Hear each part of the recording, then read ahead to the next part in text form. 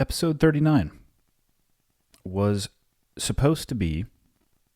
going to be, my plan was for it to be survival-based questions based on the feedback and input that I had received from all of you, the guys and gals out there who listen to the podcast and support the podcast. I got a ton of questions. I actually had them all printed out. Was ready to go. I was actually packed and about 10 hours from going up to British Columbia to hunt black bear with the one and only John Dudley, John Barklow, not to be confused with John Dudley, two Johns, different last name, and a good friend, Trevor Thompson. And that didn't happen. Sometimes life gets in the way. And all I can say is, at some point in the future, I don't know if that's going to be 6 months from now, and I don't know if it's going to be 6 years from now. I'll dig into the reasons why I ended up not going up there, but I didn't. Life, I would say, threw me a little bit of a variable. I should say it threw my family a little bit of a variable. And instead of going hunting, I needed to take some time for myself. I needed to take some time for my family. There's one thing that I am absolutely certain of in this life. It's that I've made more errors than the cumulative total of errors made by the number of people who listen to this podcast. And I try to be open and honest about them because hopefully some people can learn from them. But that time to be open and honest about kind of what I'm going through and what my family is going through right now, it's not today. But it'll be sometime in the future. And the podcast is going to continue. And I made the post on Instagram about taking some time for myself. I didn't mean to, I don't want to use the term frighten anybody who was listening who thought I wasn't going to continue. I am going to continue. I think it's a very healthy medium for myself. I've said this before. It helps me work my way through my own thoughts and my own beliefs. And I'm definitely going to continue to do so.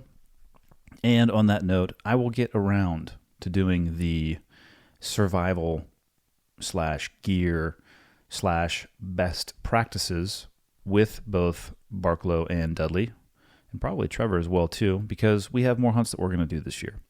And there's more important things in life than hunting sometimes. So that's what I've been doing for the last, I don't know how long it's been. And that's it. That's all I'm going to say about that. So let's get back into the podcast world. Today may not be the longest one. Kind of working my way back in here, putting my toes back in the pool. But I have some questions from the internet. So let's dig into them. Episode 39. Here we go. Okay, got the red smoke. Gun run, north and south, west of the smoke, west of the smoke. Okay, copy, west of the smoke. I'm looking at danger close now. Come on with it, baby, give it to me, I need it. You're cleared hot. Copy, cleared hot. If I had to pick one theme of questions that I get the most consistently or the most often, it would fall into this category, this question right here, which is why I'm going to open with it.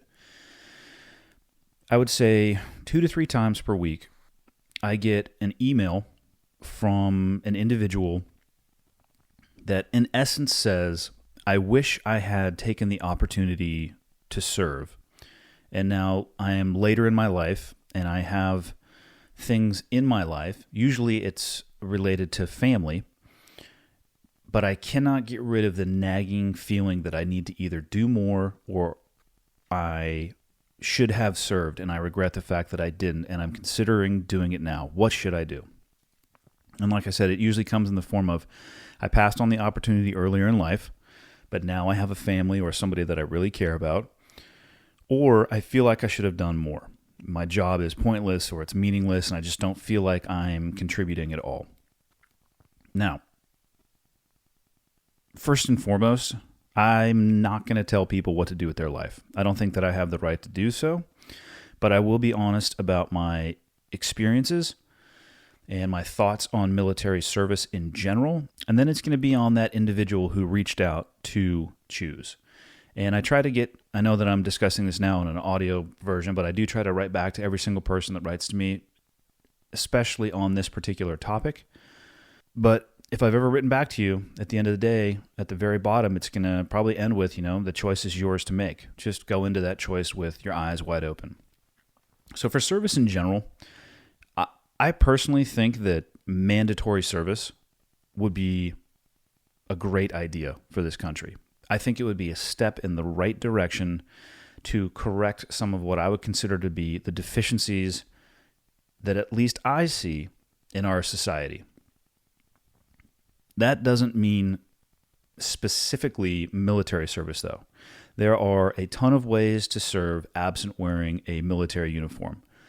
I don't care if that mandatory service, and I think 2 years is probably a good starting point, but it could be the Red Cross. You could work for Habitat for Humanity, the Peace Corps, and there's probably 50 other options.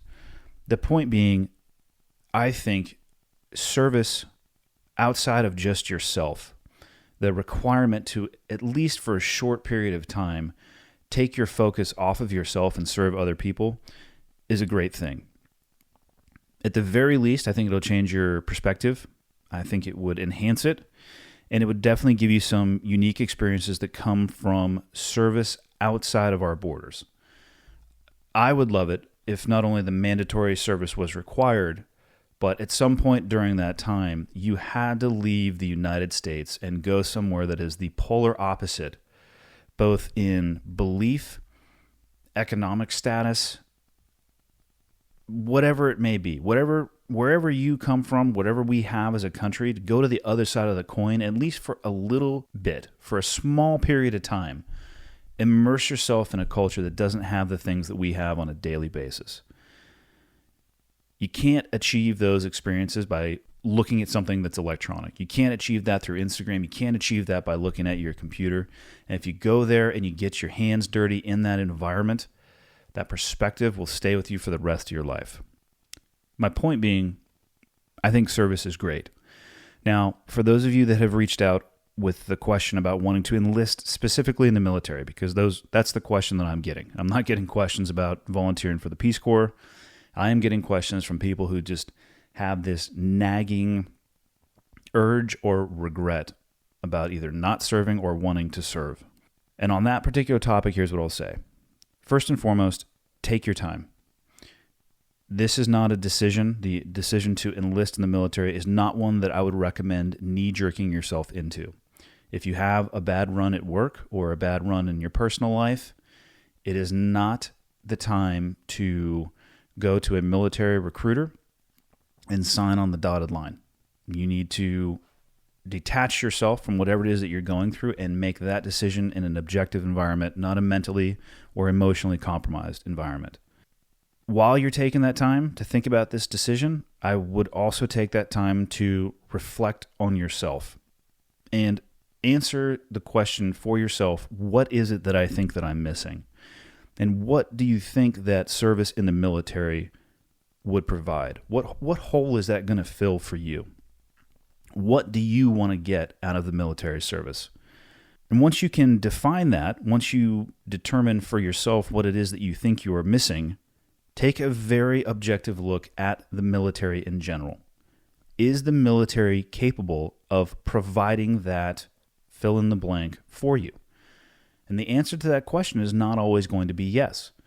The military is great for a lot of things, but it's not a multi-tool, especially when it comes to satisfying an individual and what that individual wants to get out of their service. Occupation inside of the military, they vary greatly. Some of them may scratch that itch for you. Others may not at all.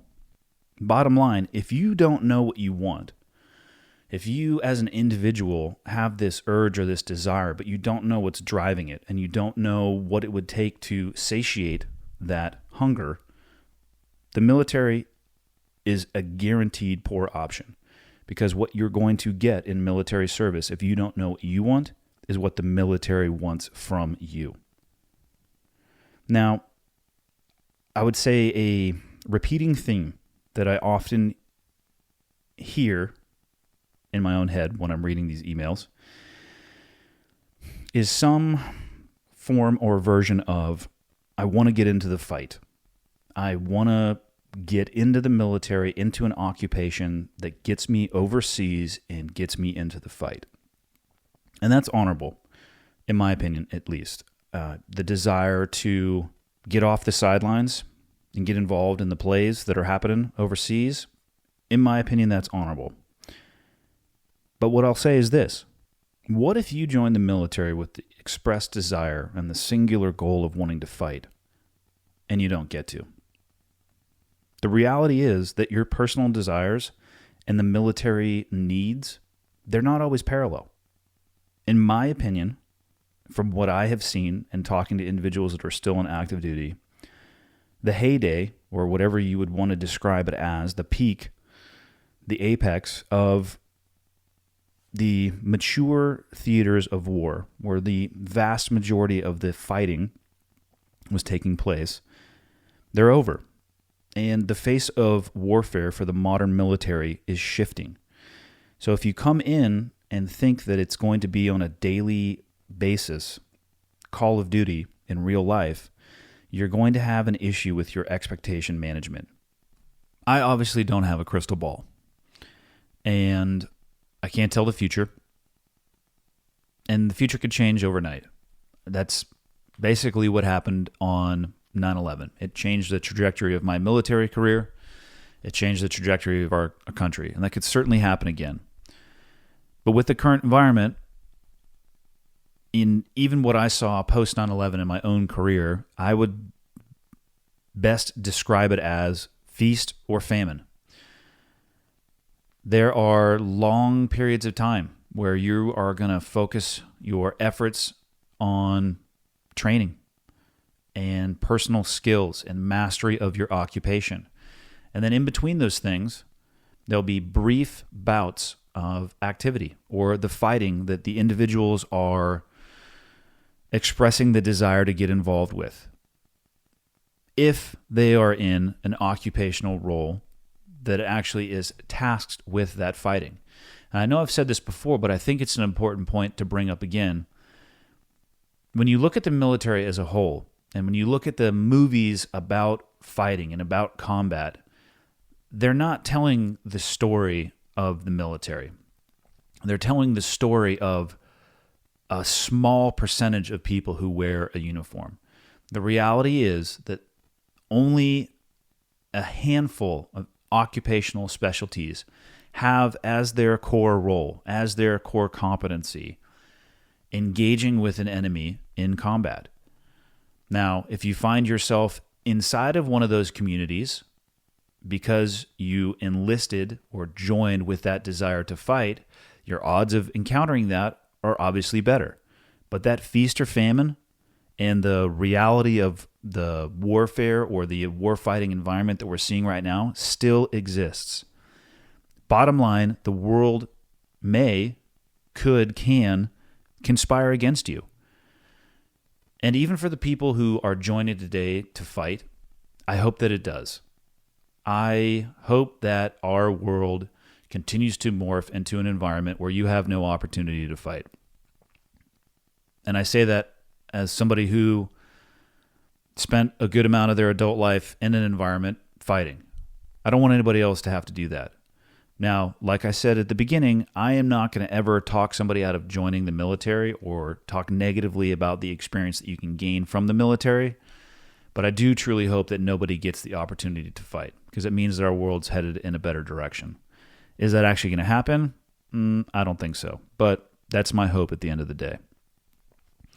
Now, the reason I bring all that stuff up and talk about the percentage of troops that actually engage in combat and the world having the potential to conspire against you and that it could be feast or famine is I'm trying to drive home the point that it's very possible for an individual to sign an enlistment contract for 4 or 6 years to serve even in the unit that they would want to serve in based on their desire to fight.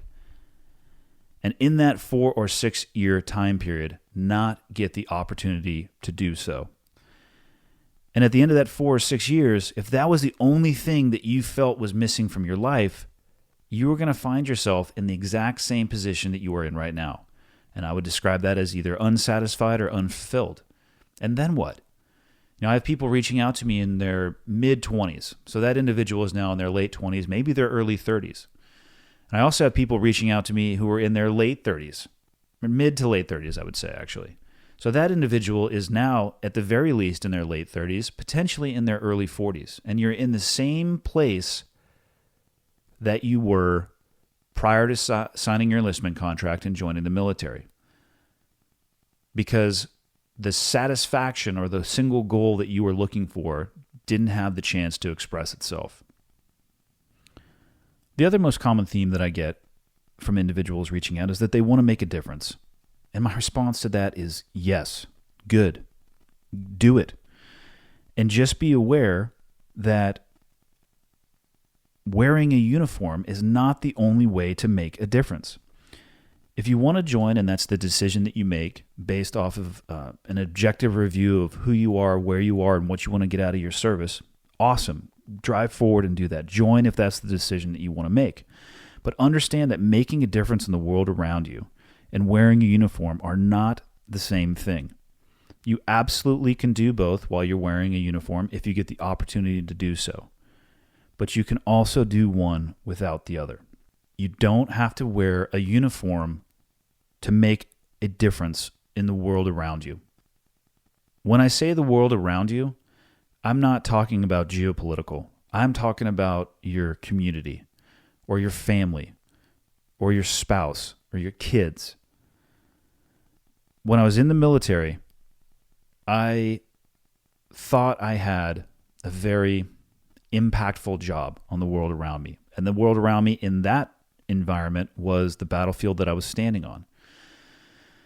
And on that battlefield, the maximum effective range of my influence was directly related to the maximum effective range of the bullets that I could shoot. If I could shoot 2,000 yards, that was the limit of my influence.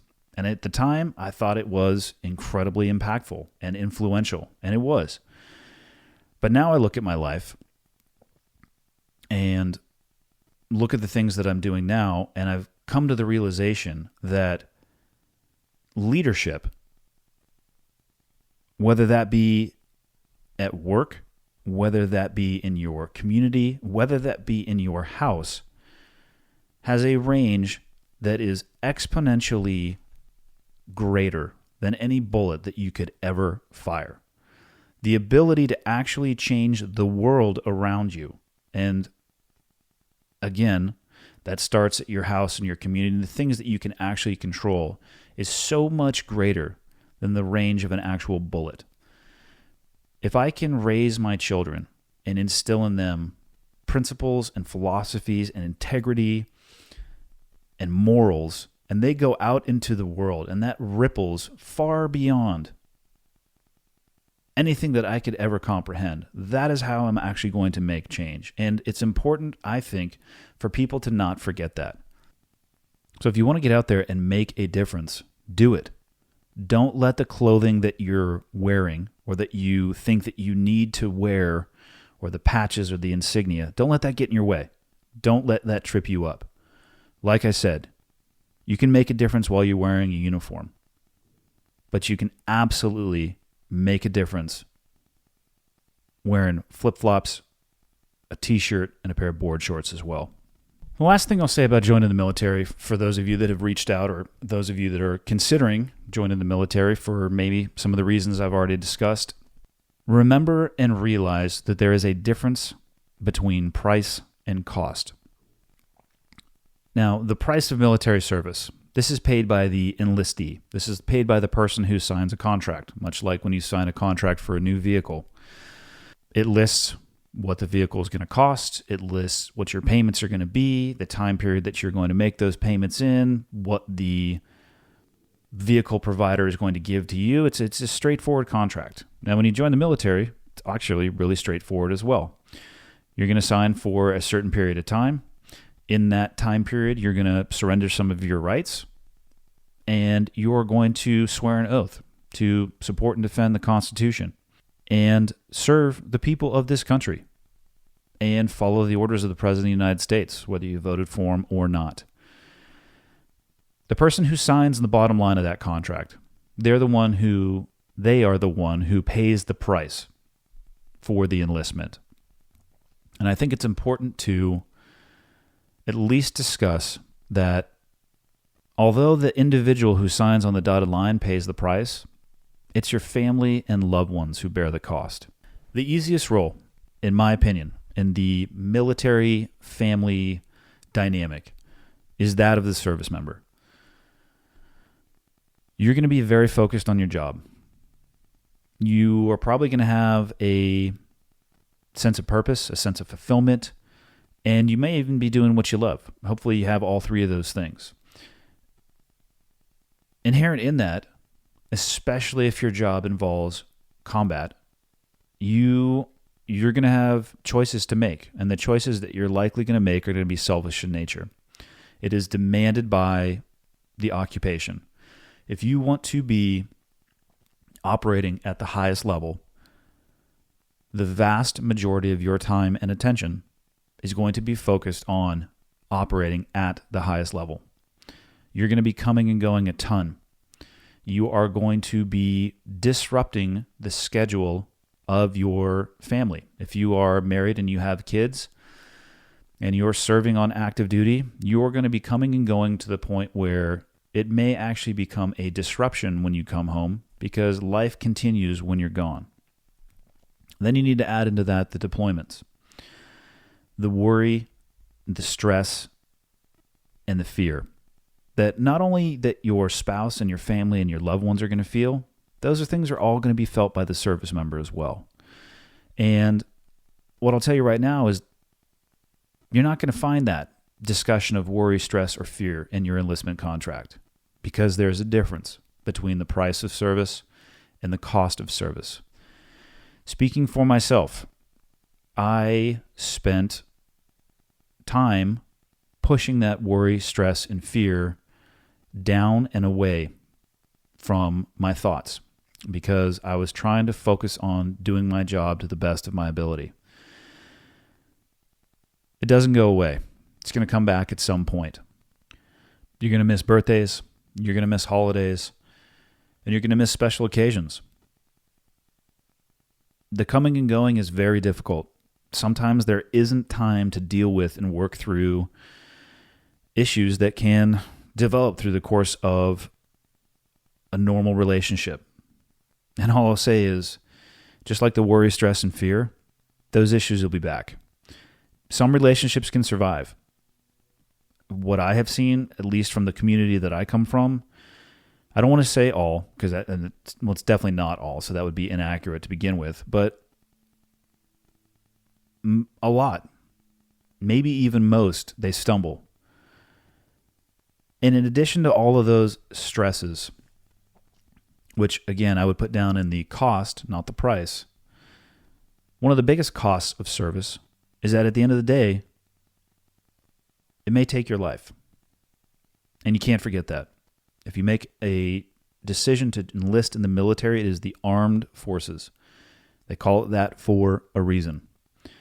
And at the end of this, I hope, I don't mean to dissuade anybody from joining the military. I'm just trying to give an honest assessment of my experiences and the impact that it has had on my life. All I want people to do is weigh the risk versus the reward. Weigh the price versus the cost. The military is one option among many, and I don't feel like I have the right to tell anybody what they should do, but I think I do have the right to tell people that they should make their decisions with both eyes open. And I think it's responsible. I think I should be required to say that and required to give people my honest assessment because they have to make the decision to join objectively. And some people who hear this, who maybe are considering that they want to join the military because they have that nagging urge, maybe they're going to decide to take another path. I am not trying to drive you down that path, but if you decide to take another path, just commit to it. The one thing I'll say is, don't look back. Find other ways to serve, find other ways to have impact and influence, and don't live your life with regret. For some people and in some situations, you have more to lose than to gain by joining the military. Only you can make that choice. So hopefully I wasn't rambling too much, and that helps some people who are struggling with or dealing with or have questions about this right now in their life make their choice. All right, the second question comes from Twitter. It says, you've talked about snake oil salesmen in uniform. Does it really matter how you use it if you fulfilled your contract, followed orders, and made all the sacrifices? Yes, it really matters. Fulfilling your contract, following the orders, and making all the sacrifices, that's great. Let's also remember that that is what you voluntarily signed up to do. And in my opinion, it's a privilege that you had the opportunity to do that. Service in the military is a privilege. Now, snake oil salesmen in general, I would say most people would consider those to be liars or people who are frauds. Or if you look it up on the internet, it's going to tell you that somebody who is knowingly selling a fraudulent good or fraudulent product. Would anybody have an issue calling out a fraud absent military service? And if the answer to that is no, I would absolutely have no issue with calling somebody out. Why does having worn a uniform change that at all? Now, what I will say about, I don't think I've ever used the term snake oil salesman. I think I've probably used the term fraud or liars when it comes to people manipulating their military career for their personal benefit. One thing I will point out is that the vast, vast minority of individuals actually do that. Unfortunately, it can have an impact and it can negatively paint the majority. So it's a small group of people, but that small group of people, or I should say not even the small group of people, in general, having worn a military uniform is not a ticket to a free pass. And what irritates me the most from those individuals who are twisting and contorting who they are or what they did is that the reputation they are tarnishing and the trust that they're betraying was created long before that individual, and it doesn't belong to them. I don't care what your achievements are when you're wearing a uniform. I don't believe that an action or an achievement from your past grants you the license to either lie or cheat or steal. And what you're stealing, again, is the trust and confidence of the American public. And that's what bothers me the most.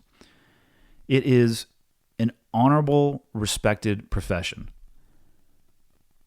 And when you lie about who you are and what you did, you're manipulating the trust of the people that you are actually serving.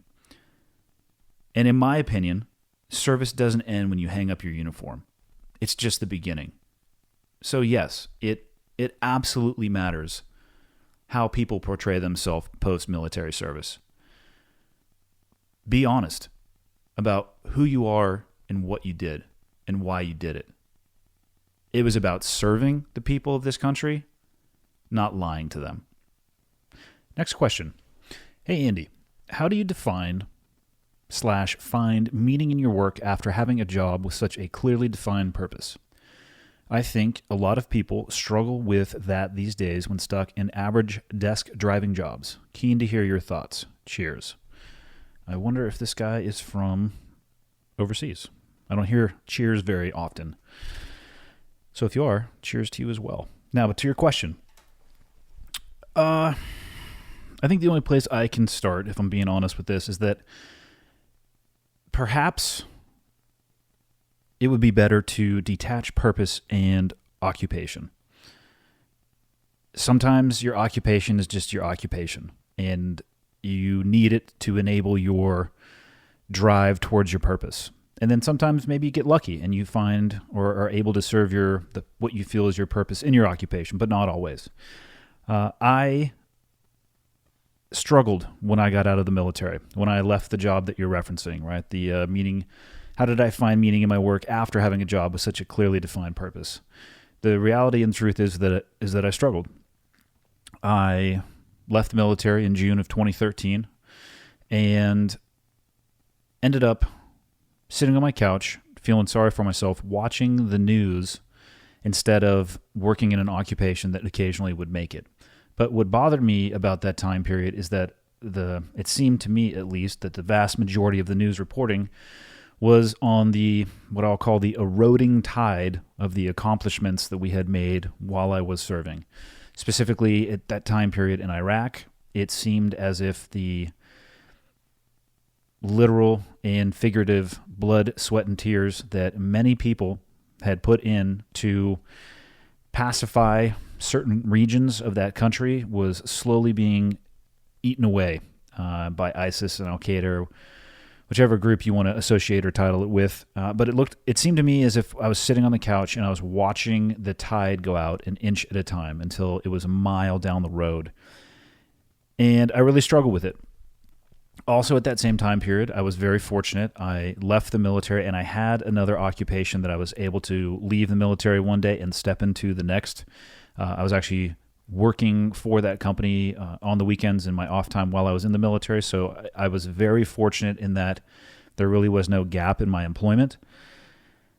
But what I will say is the employment that I moved into, I found myself staying with that job and making decisions in that job based purely on financial need. That job was not providing me any job satisfaction. The organization itself wasn't providing me any satisfaction in being involved with it. And for clarity, that's my fault. That's not the fault of the organization. And in that time of my life, I don't think I've ever been more unhappy. I was making a good amount of money, more money than I had made when I was in the military, and I was wildly unhappy. And again, that was my fault. My head was in the wrong place. I know who I am, and I know what it is that I want to do as a person and with my life in general from a broad perspective. And for me, what it comes down to is that I want to make a difference. I want to fight.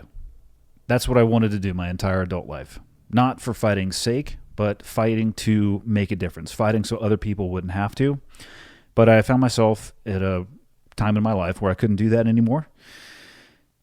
So I had to find something else. And it took me a while to find something else. It actually took me the suggestions, listening to the suggestions from other people and having conversations with other people.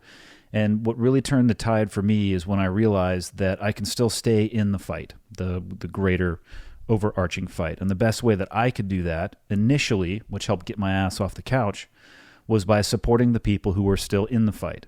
And I did that by fundraising and setting a goal of trying to raise money for the Navy SEAL Foundation. It was involved with flying my wingsuit because that's what I knew how to do. I attempted to break a couple of records. I was successful in breaking 2 out of the 4 that I was aiming for. And the whole goal of that was to raise money to support the warfighters via an organization that is designed and by charter exists to support the families. And in my personal opinion, absent being shoulder to shoulder with those individuals, supporting the families that are left behind, both in catastrophic event and in deployment cycles, is the next best step. And it really helped me find my purpose again. I don't know if I had ever really lost it. I'll just say that I got distracted along the way, and I needed that activity to kind of recalibrate my head. And in doing that activity, I also came to the realization that I was surrounded by amazing people in the community that I came from. The only unique thing about me are those people and that community that I grew up in and became a grown man in. I'd give my personal career a C at best. I would say I'm average across the board, both in capability and athletic ability. But the people that I was surrounded by were exponentially better than me. And that's what was unique. Even more so were the lessons that those people and the lessons that that community imparted on me. I realized that another way that I can stay involved into the fight is to pass those lessons as far and wide as humanly possible, which led me to what I spend about half of my year doing now, public speaking. I always enjoyed it when I was working for the other organization that I worked for when I was in the military and when I got out. It involved some level of public speaking when I first began, and I always enjoyed it, and I couldn't figure out exactly why. And I realized that I'd like to teach. Teaching, passing on those lessons learned, that's making a difference. That's staying involved in the fight. That's trying to make a generational shift. And I'm very fortunate that I have been able to at least partially build my life around that. Now, I know that there are a lot of people out there who do not feel that way about their current job, whatever it may be. Like I kind of answered in the first question, I get emails often about people who just don't feel comfortable with their station in life and they feel like they can do more. If that's you and you're looking for your purpose, or you're feeling like your day job isn't satisfying, whatever it may be, I would say the first step that you need to do is determine what it is that you're passionate about. What is it that fulfills you? What is it that you feel is your purpose, or that you want to work towards in a purposeful manner?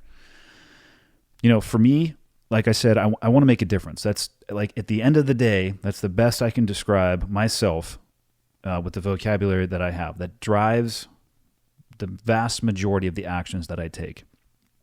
Anytime that I ever need to be reminded of my purpose, all I need to do is look in the eyes of my children. And I get lost in the sea of responsibility and the burden of leadership when it comes to raising my children and doing everything I can to mold them and the world around them so it is a better place than the world that I was born into. Not that the world that I was born into was a terrible place, but I want to make it better for my kids. My purpose, really, the desire to make a difference, is in this phase of my life driven by what I see when I look into the eyes of my children. So start there. Figure out what it is that you're passionate about. Find your motivation. Find what drives your purpose. And then pay your bills. For people who reach out to me and they say that they're not satisfied with their job, I would love to say, quit your job and dive headlong into your passion. I think that's a great ideology. That's more idealistic than it is practical. I don't think you're going to be very happy if you're broke. And if you are supporting a family, obviously support of that family should take priority. So pay your bills first, and I think it's okay if the current job you have is just a means to an end. I don't think you should do that for your entire life, but you're going to find yourself, as I have found myself, in positions in your life where that's what it's going to be, and that's okay. People who work at McDonald's probably aren't there because they feel it's their purpose in life. They're probably there because they have bills to pay and they need to pay those bills. So handle that first. And then once you handle those financial responsibilities, devote your time and effort that you have to that fulfillment, to that purpose, to that passion. For me, it's the family, it's my kids, it's mentorship, and whatever that may be for you. Use your job to provide you space so you can focus on and nurture and develop what it is that you want to do, or what it is that you get that fulfillment from. Turn it into your occupation if you can. I think that would be great. If you can't, use your occupation to fund and enable whatever it is that you're passionate about. And then the last thing I'll say is get outside. I just feel like the human soul is missing something when you don't push yourself. So maybe get outside might be bad. If you can get outside, but go find something that is physically challenging. Challenge yourself. Maybe it's small, but make sure that it happens as often as possible. I would say every single day. For me, when I do that, it allows me I feel more grounded, which when I feel grounded, I feel more connected to what it is I feel like my purpose in life is. So challenge yourself. It works. Or I should say it works for me at least, but I think it'll work for you as well. Next question. Toronto had a terror/non-terror attack, depending on who you listen to. 10 dead and 15 injured. How about situational awareness and how not to become a victim? This one comes from Twitter as well, and there were at least 3 or 4 questions that alluded to talking about situational awareness. So I'm going to combine all of those questions and try to answer them, and then also explain how I try to discuss this concept or reinforce this concept with my kids at an age-appropriate level.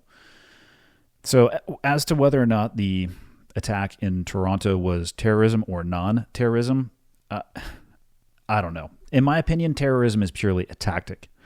It's not an organization. It's a tactic often used by a numerically inferior force to inflict fear or panic or control over a numerically superior force.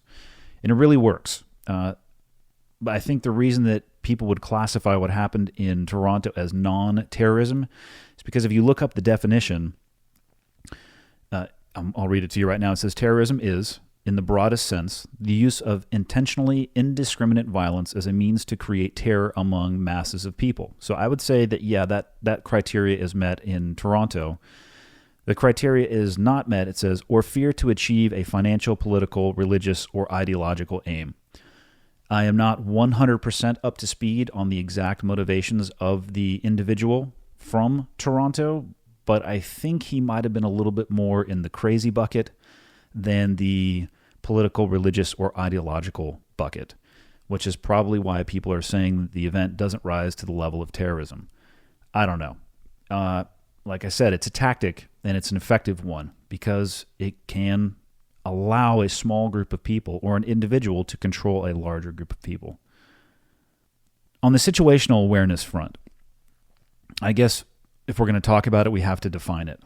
The situational awareness, the term itself, the context that I'm used to hearing it in, or the environment that we used to discuss it in, was in combat on the battlefield. And I guess I would describe it as an individual being immersed and present in the tactical environment. You're managing and you're monitoring it in real time. And by that I mean you're uptaking and processing information in order to make tactical decisions. When you lose your SA or your situational awareness, most often it looks like being overwhelmed. You, as a leader, lose sight of the bigger picture, most often caused by micromanaging small issues while large ones are running unchecked. And that applies, those things that I just covered, those apply to just about everything. But like I said, the environment that I'm used to talking about these terms in is the tactical environment. What I'll say about situational awareness is this. It does not, in and of itself, prevent you from being a victim. It does not prevent ambushes. It can help you avoid them because you might potentially make decisions to avoid tactically disadvantageous positions, but it does not guarantee that you will never be ambushed and that you will never be a victim. And I think that's very important to remember. There's a lot of talk about situational awareness. It's not a cure-all. What I will say is I think it increases your survivability because if you're situationally aware, you have previously considered options based on the environment that you're in. And I'll give you an example. I will lay out a scenario for you. This is the same individual, and I just want you to think about this, the two differences or the two scenarios and the difference between them in the ability to make a decision and the ability to forecast or to see an event building before you are involved in that event in a shotgun nature, meaning surprised or ambushed. So you take an individual, and let's say they're going into Starbucks, right? Because Starbucks has got free Wi-Fi. So they bring their laptop in, and they go and they find a corner to sit in because it's quiet, and they want to have an area to themselves to work. They're not actually going to work, right? They're actually going to be playing Fortnite and wasting their day away, but that's irrelevant. So they go sit in the corner, and they put their back to the door, so they're facing the corner. They put their earbuds in, flip the laptop open, and dive into whatever it is that they're doing. So that's the first scenario. The second scenario is the same person who still wants to sit in the corner for privacy or whatever it may be. So they do that. But instead of having your back to the door, you put your back to the wall. Actually, you'd have your back to the corner. And you're aware of your environment. You just look up and you just take a quick look around for the layout. Okay, there's the door that I came in, there's the bathrooms, and you go back to your world. You leave your earbuds out, but you're facing the environment. In my opinion, there is a huge difference between those two individual scenarios. One sets you up to be reactive, meaning you're going to have to deal with life as it comes at you because you're going to be surprised, versus the other one is really by changing your physical perspective on the room and allowing your, keeping the earbuds out of your ears and just sitting there and being able to take in the environment from an audible perspective, you are now shifting more into a proactive world. It's the difference between being along for the ride versus being an active participant. If you want to be situationally aware, a portion of that is checking in with your environment. So that's from just like a physical perspective of simple things that you can do, or something simple that you can do to physically put the environment a little bit more into your favor, or at the very least not be at a disadvantage. The other side to situational awareness is the between the ears side, the mental aspect of situational awareness. You have to accept the fact that evil exists. And you have to accept the fact that crazy exists as well. And sometimes they like to pair up and work together. The beauty is it's an incredibly small number of people that are wired that way. So when it comes to mentality, I fully support being prepared, and I strongly recommend against becoming paranoid. You should be able to go to Starbucks and work. You should be able to go out into the world. I believe in one of the questions online it asked specifically about theaters and crowded areas. You should be able to go to those places and feel comfortable. All right. The odds are overwhelmingly in your favor. And odds and stats are great until you find yourself on the wrong side of them. I totally understand that. I would rather take that risk than live my life as an overly paranoid individual. The only way that you're going to make yourself completely safe is if you build a bunker in your house and you work there. The problem with that, and the problem, in my opinion, with being overly paranoid, is that you sacrifice quality of life. And to me, that's just not worth it. So if you've accepted the fact that evil and crazy exist, and sometimes they partner up to become a superhero of destruction, you may need to be prepared. Or actually, that's not the right wording. You need to be prepared to take action if needed. Sometimes the action that you should take is to run. Sometimes the action you should take is to fight. And it may be both. You may need to run towards the fight and get involved.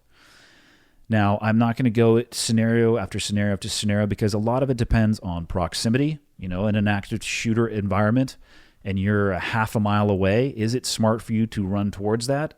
I don't know. I can't answer that because that's really going to depend on the environment around you. The best way you can try to prepare yourself for that is to give yourself the advantage as often as possible. Try to give yourself as much time to make decisions as you can. It's the same theory as defensive driving. If and actually defensive driving is a good example because if you sit there behind the wheel and you're over gripping the steering wheel and you're hyper focused at all times on everything around you, what ends up happening is you become exhausted relatively quickly as well. And then your driving actually takes a nosedive.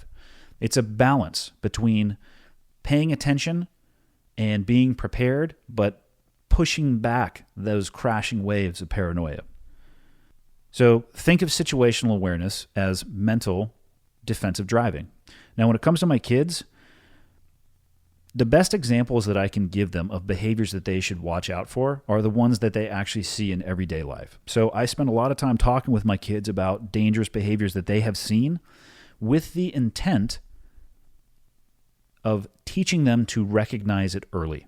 And once they recognize it early, then there's an action that's going to need to be taken in addition to that. My kids are constantly told that if you see something wrong, you need to do something about it. That might be go get a teacher. That might be call 911. And that also might be stepping in and handling something on your own. If you need to fight, then goddamn it, fight.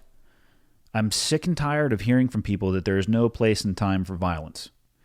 That is wrong, period.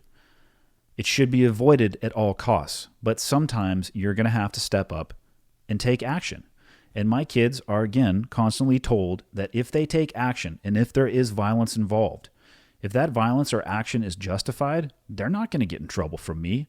They're going to get a high five and a milkshake if that's what they're into.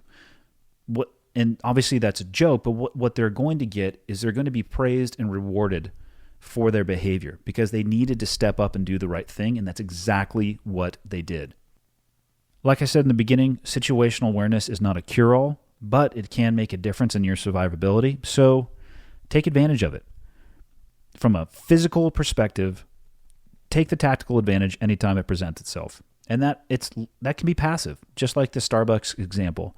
Just by having your back to the wall as opposed to your back to the door, you're setting yourself up for success because you have an understanding of the environment that's around you. And with that, keep an eye out for crazy. It is out there, but fortunately, you're unlikely to have to encounter it. But if you do encounter it, be prepared. Don't be paranoid. Pack your brain so you are prepared. And what do I mean by that? If I had a choice, I would force people, or if I had the ability to, I would force people to think like a wolf and not like a sheep. All right? Think like a predator. Don't think like prey. And since we've already agreed that there's some passive things that we can do to increase your understanding of your environment, while you're doing those passive things, or when you get into a new environment, ask yourself a few, what-if questions. What if question would I start with if I could only ask myself one, if I have limited time for whatever reason? I would probably ask myself, okay, if something happens here, what's the easiest way for me to get out of this environment? And then if you have more time, ask yourself a few more what ifs, but don't get crazy. Don't spend 2 hours every time you go to Starbucks to crack your laptop open going through the what ifs. What am I going to do if a guy comes in with a shotgun? What do I do if he comes in with a pistol? Take it easy, all right? Let's live in the world of likely and reasonable. Along the lines of packing your brain, I already covered this, but I think it's important, and I think a lot of people resist this concept. Accept the fact that evil and crazy are part of this world. And the last thing I'll say about packing your brain is this. Embrace the concept that you, the person listening to this, may need to be your own first responder. And I'll close with, have fun and enjoy your life. You can absolutely do that while you're paying attention and maybe making a few small changes that will just increase your reaction time. And maybe you won't even need to react because maybe you will recognize something before it happens and you'll have the ability to either leave the environment or short circuit it before it escalates. And that's my thoughts on situational awareness. And it can be taught to your kids as well. Last question for today. And sorry, I know that this podcast is probably going to be shorter than they normally are, but you know what? That's the way it's going to be for today. All right, I'm working my way back into this. Question is, of course, we're going to end on my favorite topic. You know it's going to be something about hunting. The question comes from Wes Allen. If you were going to design a course for new-ish hunters to help them be more successful, what would the curriculum look like? Love this question. So there's obviously bow hunting, and then there's gun hunting. I'm sure there's other types of hunting, but I'm going to focus on those two.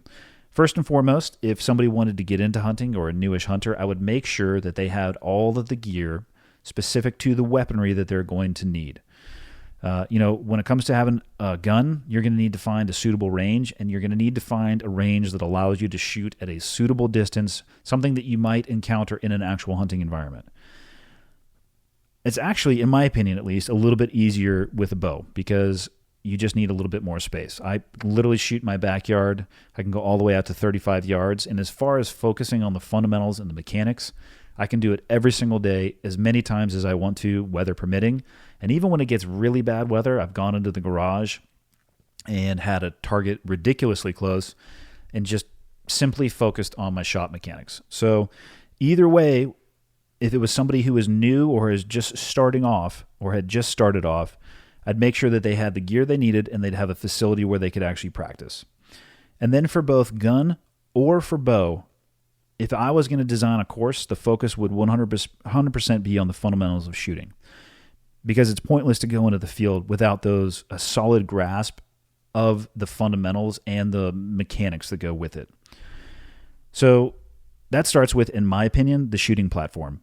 And by that, I mean your body, right? Your combat chassis, the thing that's carrying you around out there on the battlefield, even though it's not a battlefield, people. You're just going hunting. There's nothing shooting back, hopefully. I haven't seen a whitetail yet that has a gun mounted on its head or its body. If you see that, immediately take a picture of it and send me the location.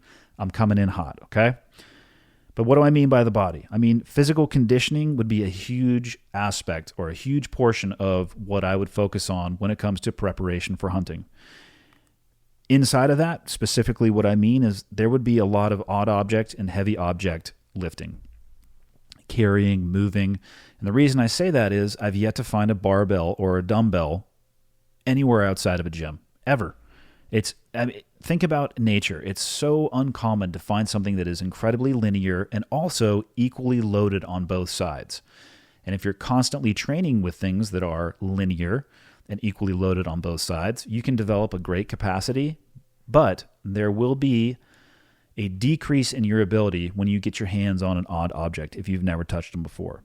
So there would be some work around that. There would be some work with a heavy laden rucksack on your back, because if you're going to be hunting, specifically in the western states where there is, well, I guess there's tree stand hunting here if you want to, but you got varying terrain. You need to be able to operate in that terrain, and you need to be able to operate in that terrain carrying the weight you'd likely be carrying when you're hunting. And then there'd be a cardio component. And the way I train, those things don't necessarily have to happen separately. I believe in high heart rate training and picking up heavy things. I can't think of any situation in my life of true importance or something that mattered that occurred with an incredibly low heart rate. It was actually probably closer to maximal. So there's the focus on the body, and then we're going to go right back into the fundamentals of shooting. The shooting mechanics, the various body positions, how to align your sights, everything that Dudley has taught me, from stance to stacking your joints in your bones to, again, this is with a bow, how you draw, where you anchor, how you acquire your sight. Weapon shooting is not that much different. You need to have a shooting platform. You need to have a stance. You need to have a routine that you go through. You need to find your cheek well. You need to acquire your sight the same way every single time. So I'd focus on those things, and then it's all diving into the shot execution. Long-range marksmanship, and you can define long range in whatever terms you want. I don't care. If you want to be really successful, you're going to embrace the theory of a surprise release.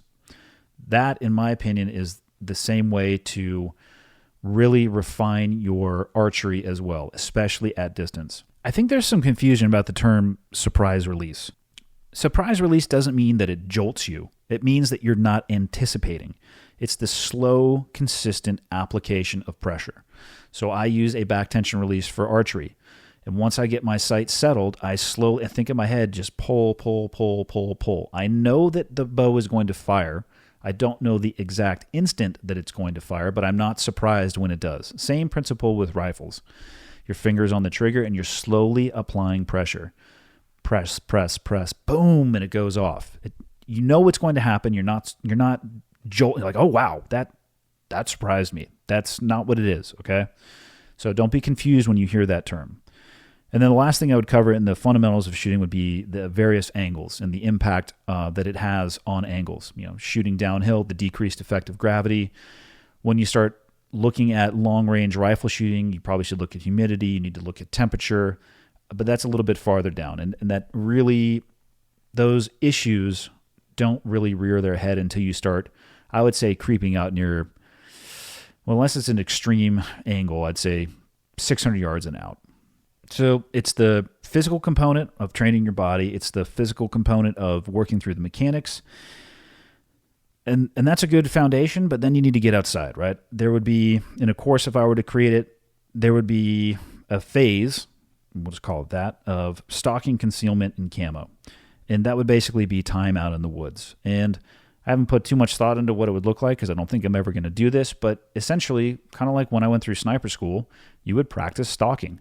And that's a really good, actually, it's a really essential skill to have if you're going to be working from the ground and trying to make moves on animals that can hear better than you in the wild, that can see better than you in the wild, and can damn sure smell better than you, and they want to stay alive. So if you want to be successful and get into bow range or even rifle range sometimes, you're going to need to know how to move in the field. So what's the best way to practice that? Yes, you guessed it, you're going to move in the field. With an asterisk, with all your gear. Moving in the field with just a slick pair of camis on is great. That's not what you're going to be doing for real. So put everything on. The boots you're going to wear, the ruck you're going to wear, take your weapon, whatever it may be. If it's your bow, hold it in your hand or put it on your backpack. If it's your rifle, sling it or put it on your backpack, whatever it is you want to do. Take your binos, take your spotting scope, take everything you would go into the field with. Oh, and by the way, the backpack needs to be loaded with the weight it would likely be in the field as well to replicate the hunting environment. And then you go and you practice. In addition to that, since you're out in the field anyway, if I was king for a day and was making a course, basic navigation would certainly be a portion of that. I would start with map and compass. And yes, I know we live in a technological world where you're going to have a GPS signal at all times, and that's great. But I hate my life relying on batteries. And of all the navigation I've done, even throughout my military career, the vast majority of it was terrain navigation, which started with an understanding of map and compass and how to read a topographical map. Once you can read a topographical map and you can orient yourself and figure out what looks like what, it's so easy to get to go where you want to go. And you don't have to look at the map that often. You look at the map, you literally put a dot where you want to go, you figure out your course, and you fire away. So I'd start map and compass, then I would go terrain navigation, and then, of course, since we do live in a technological world, GPS would be a facet of that as well. But if your GPS failed, no big deal, because you know how to terrain navigate and you know how to use a map and compass. With that, probably a good idea when reading, knowing how to read a map, because you need to understand property boundaries, private, public. You have to know that stuff. I'm pretty sure, I haven't had any encounters with a fish and game warden, but I'm pretty sure I didn't know is not going to be an answer that they're going to accept. They're going to look at that as exactly what it is. That's an excuse.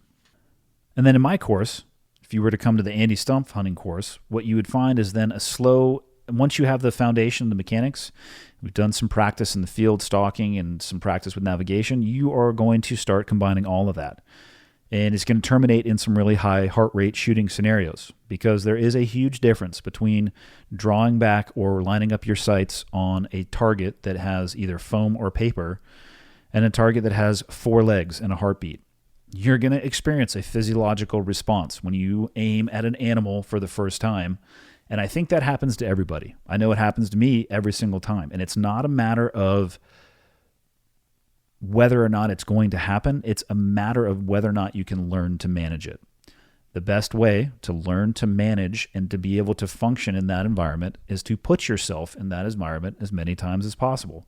And in a training environment, you can replicate a lot of it, I believe, with an accelerated heart rate.